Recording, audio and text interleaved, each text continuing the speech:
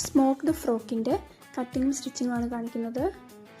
First paper length vice fold ചെയ്തു, പിന്നെ width vice fold ചെയ്തു, പിന്നെ അതിൻ്റെ ഫോൾഡ് അല്ലാത്ത ആ ഒരു ഭാഗം 5 ഇഞ്ച് വിഡ്ത്തിൽ മാർക്ക് ചെയ്തെടുത്തു.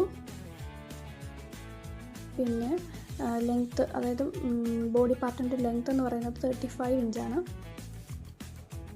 അത് മാർക്ക് ചെയ്തെടുത്തു.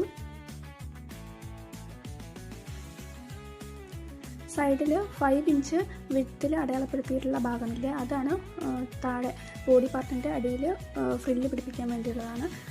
ആ ഭാഗത്തുനിന്നും 4.5 സൈഡിലേക്കും താഴേക്കും അടയാളപ്പെടുത്തി അത് സ്ട്രെയിറ്റ് ലൈനായിട്ട് വരച്ചെടുക്കുക.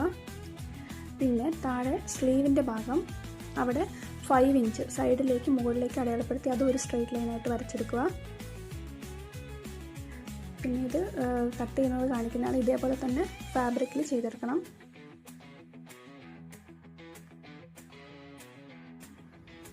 ബോഡി പാർട്ടിൻ്റെ മുകളിൽ നിന്ന് താഴേക്ക് 8 ഇഞ്ച് മാർക്ക് ചെയ്യുക. അതിനുശേഷം ഓരോ 1 ഇഞ്ച് ഗ്യാപ്പിലും മാർക്ക് ചെയ്തിട്ട് സ്ട്രെയിറ്റ് ലൈൻ വരച്ചെടുക്കുക.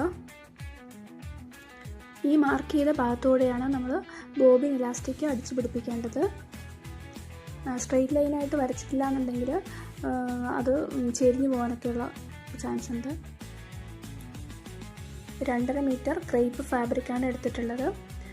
എല്ലാ മാർക്കിങ്സും ഫാബ്രിക്കിലേക്ക് അടയാളപ്പെടുത്തിയതിന് ശേഷം കട്ട് ചെയ്തെടുക്കുക. ഇതിൽ ഫാബ്രിക് ഒട്ടും തന്നെ വേസ്റ്റ് ആവുന്നില്ല.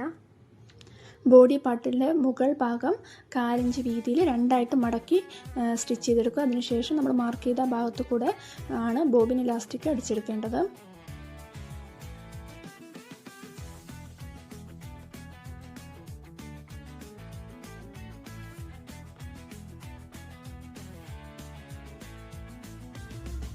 അങ്ങനെ ബോഡി പാർട്ടിൽ ഇലാസ്റ്റിക് പിടിപ്പിച്ച് കഴിഞ്ഞിട്ടുണ്ട്.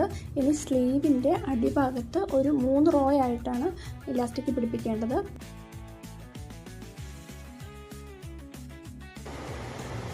ഇനി ഷോൾഡറും നെക്കും വരുന്ന ഭാഗത്ത് 1/2 ഇഞ്ചിൻ്റെ ഇലാസ്റ്റിക് പിടിപ്പിച്ചെടുക്കണം.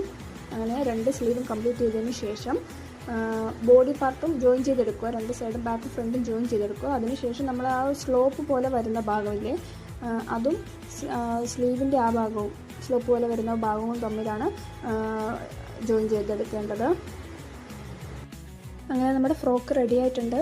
ഒരു മീഡിയം അല്ലെങ്കിൽ സ്മോൾ സൈസിലുള്ളവർക്ക് ഇത് പറ്റും, കാരണം ഇത് സ്ട്രെച്ചബിൾ ആണ്.